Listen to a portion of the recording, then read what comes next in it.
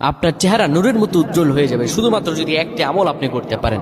অজু করার সময় পানি যখন আপনার চেহারায় দিবেন, আপনার চেহারায় পানি দেওয়ার সময় শুধুমাত্র একটি দোয়া আপনি বলবেন, আপনার চেহারা থেকে মেস্তা, ব্রণ এবং চেহারার বিভিন্ন রকম কালো দূর হয়ে যাবে এবং চেহারায় সৌন্দর্য এবং লাবণ্য ফুটে উঠবে এবং চেহারায় যেন নূর চলে আসবে ইনশাআল্লাহ।